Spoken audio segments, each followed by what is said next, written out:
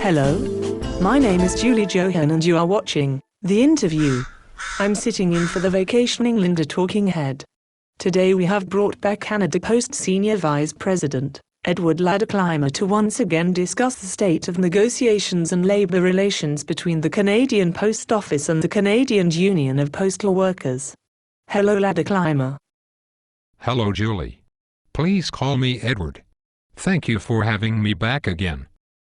You're welcome Ladderclimber. Climber, we are now a couple of weeks into what was described by CUPW as intensive bargaining. Has there been any movement? The only moving we are willing to do is moving forward, of course. Ladderclimber, the movement I see proposed in this round of bargaining is the corporation's attempt to move labor relations backwards by decades. Why do you keep on calling this attack on rights and benefits that postal workers have gained over many years of collective bargaining, moving forward? Because it would be very difficult to sell the postal workers or the Canadian public on moving backwards. Besides, moving forward was voted best phrase for advancing the corporate agenda by the Association of Wall Street PR Professionals. Well, PR professionals aside, while I could certainly come up with a name for your proposed movement, it sure as heck would not be forward. Ladderclimber, your corporate spokespersons keep using falling mail volumes to justify service cutbacks. Yet studies done by Pitney Bowes show that mail volumes are still increasing. That the internet, instead of wiping out the post office, has, in fact, led to an increase in mail volumes. So why the constant fibbing? You may call it fibbing. I prefer to call it being economical with the truth. You see, we need to maintain a doom and gloom forecast in order to make the drastic cutbacks, in order to move forward. If it was common knowledge that volumes are up, record profits are being recorded, dividends are being paid to the Canadian taxpayers, that these same Canadian taxpayers overwhelmingly support the public post office, we could never get away with what we are attempting.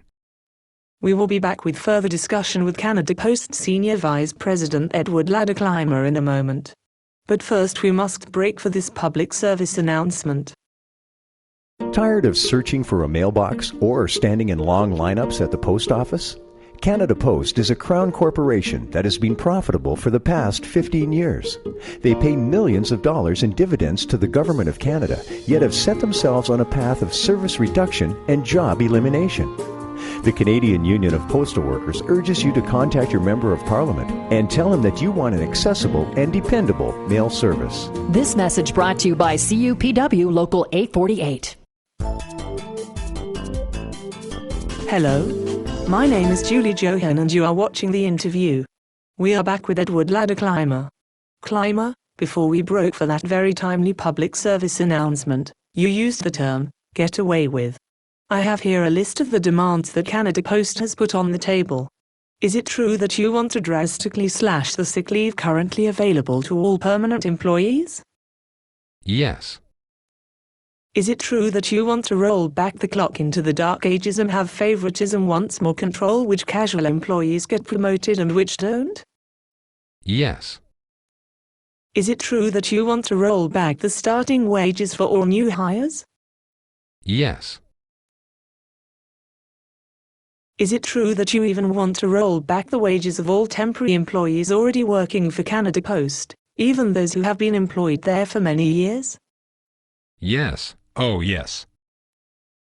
Is it true that you also want to eliminate the defined benefit pension for all current temp workers and all that come after? That you want to eliminate pre-retirement leave and the 7th week of vacation that your longest-serving employees currently get? Yes. Yes. Oh my God, yes.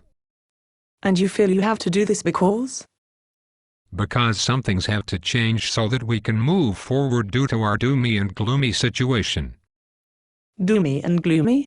You call record profits during the worst recession this generation has ever seen doomy and gloomy?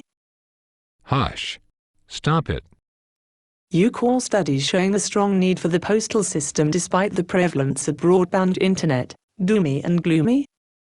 We must move forward.